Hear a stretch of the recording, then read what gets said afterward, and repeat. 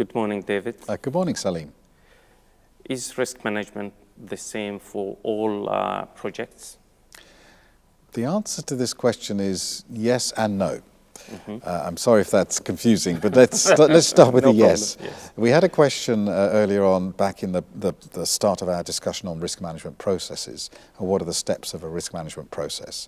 And we ended up with a number of questions, and I'll very quickly just revise those, remember those. There were 7 questions.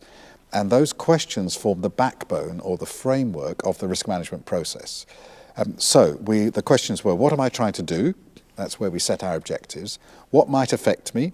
That's where we identify risks. Which are the important ones, or the big ones? That's where we do risk prioritization and assessment. What shall I do about it? That's risk response planning. Then you implement your responses and ask the question, did it work? And that's our risk review. Then you tell somebody, who shall I tell about this? That's risk communication or reporting. And then you say, what's changed? And that's our risk update. So those 7 questions are the basis of the risk process. So when we say, is risk management the same on all projects? The answer is yes, we'll always be asking and answering those 7 questions. But you can answer them at different levels of detail. So if we had a very short, straightforward, simple project, and the duration is maybe 2 weeks or 4 weeks, then we have a very quick risk process, where in maybe 30 minutes we ask the 7 questions and we go through all of those things very quickly.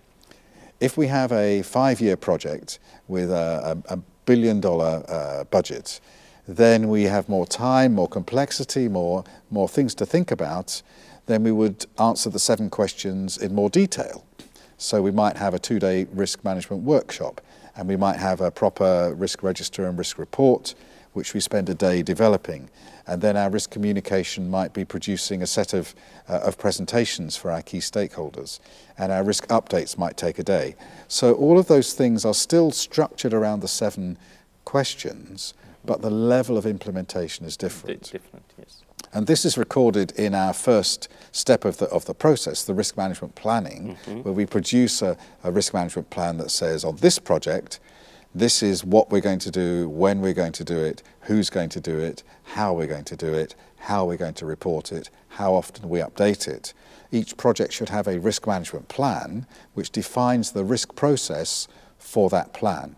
So it might be that we have no risk specialist on the project, that the project manager, as part of their leadership of the project, will also be identifying and analysing and reporting the risk. Or it may be that we have a part-time risk coordinator from the PMO who comes in, the project management office, and our part-time coordinator then helps to do the risk management, facilitate the risk management on the project. Or maybe we have, on a really big project, a risk team, and the risk team will help to facilitate the project and interview people and perform simulation modelling and do the more complex tasks.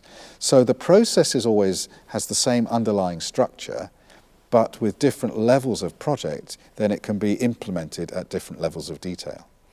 Although we have said that each project is unique, yes, but still we have to answer those 7 questions yes, at different levels. Yes, that's right, because the uniqueness of the project will determine the level at which we're going to implement risk management. So if the project itself is very risky, or is very strategically important, if it has high levels of uniqueness and complexity, or there are a lot of assumptions and dependencies, then of course we would want to have a more rigorous, a more detailed risk management approach, risk management process, still structured in the same way, but implemented with more detail. If we have a project which has low levels of complexity, where there are not so many dependencies, maybe we can just dial back, have a simpler risk management process, which we can perform more quickly and with less effort, but of course still answering the 7 questions. Because the 7 questions are things that everybody wants to know.